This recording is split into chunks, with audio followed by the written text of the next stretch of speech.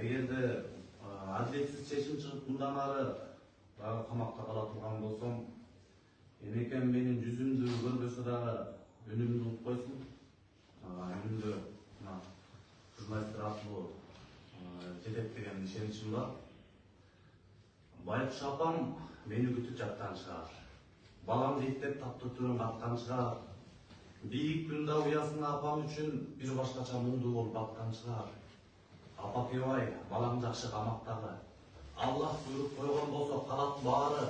Азаматын акыйкатты сүйгөн үчүн айып менен каматышкан каяктагы.